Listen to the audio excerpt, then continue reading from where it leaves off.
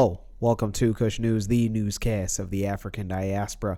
I'm your anchor, Ochanda, daily bringing you the top stories from Africa and the Caribbean. Let's take a look at today's news on Monday, December 11th, 2023. We go to Egypt, where voters vote in their second day of the presidential race. Egyptians arriving in buses and station waving national flags were outside polling stations. Monday, the second of 3 days in the presidential election, in which current incumbent Abdel Fattah al-Sisi is expected to sweep to a third and 6-year term.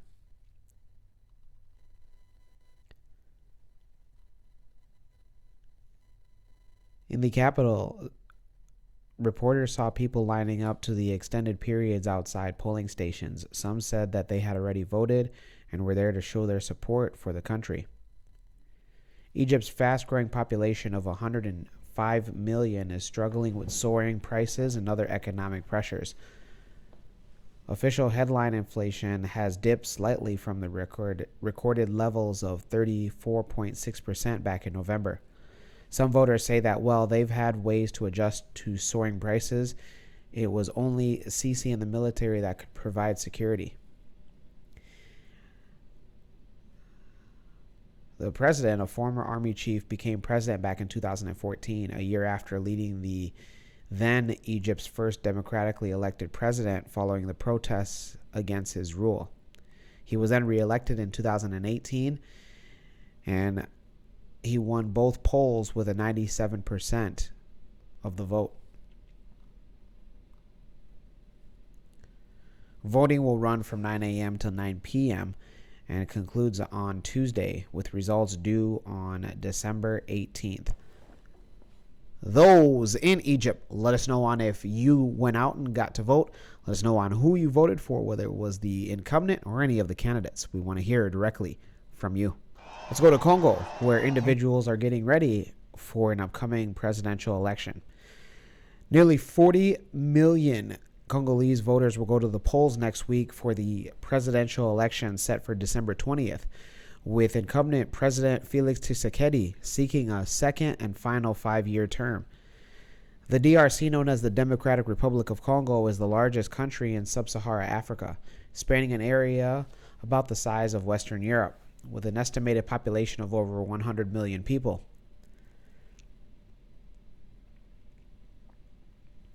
The upcoming election will have candidates. The Felix Tshisekedi will have a challenge from 3 candidates in particular.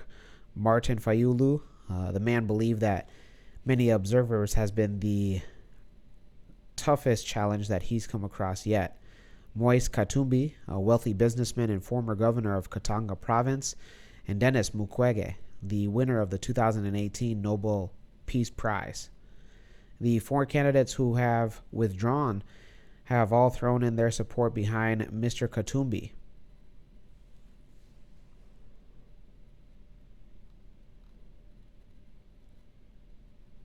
This year's elections takes place against the backdrop of conflict in the east part of the country, an economic and social crisis, and a lack of trust between the government and the opposition. Opposition parties suspect that the government of orchestrating electoral fraud, accusing it of restricting freedoms and democratic space. The government has rejected these and many other claims.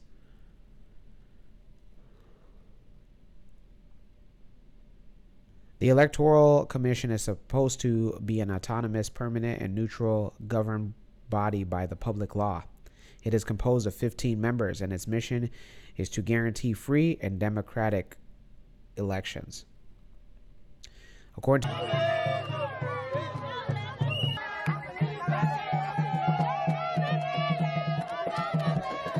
muibe tena kwa hii mwaka hii, kama balimuibiaka, kama balapima tena kuiba, tutafanya fujo museni. Let us know on who you will be voting for, and let us know why. We want to hear directly from you. Let's go to the Caribbean and end it there. We go to Turks and Caicos, where they receive a new commissioner. Edvin Martin will be the next commissioner of the Royal Turks and Caicos Island Police Force. He is the former police commissioner for Grenada. The governor of Turks and Caicos Island made the announcement on Monday.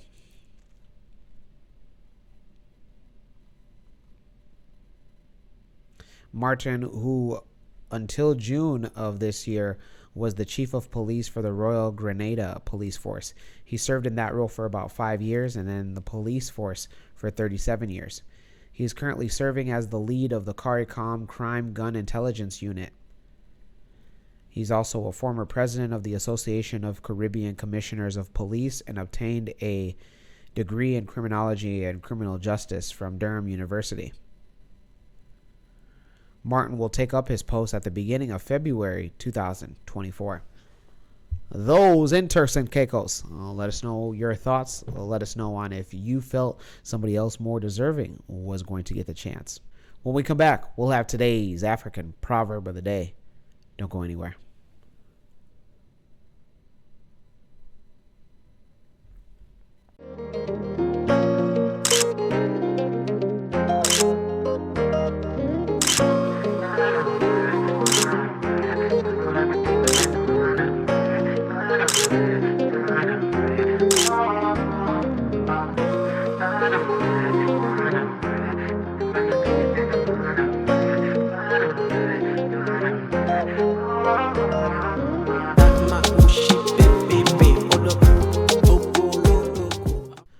Welcome back. Let's take a look at today's African proverb of the day, and it comes to us from no particular African nation and or ethnic group, and it reads, "It is only a stupid cow that rejoices at the prospect of being taken to a beautiful abattoir."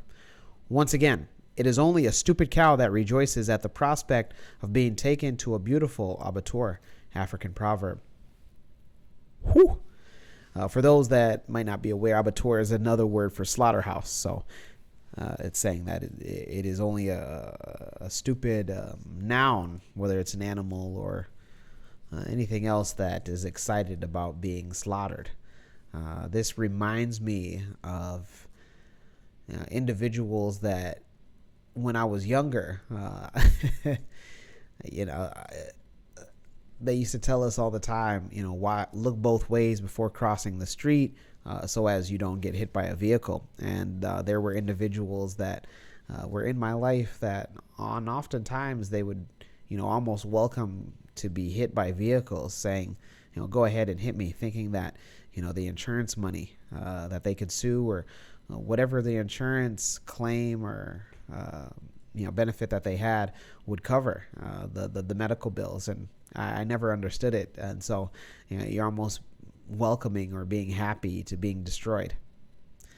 Don't put yourself in these positions.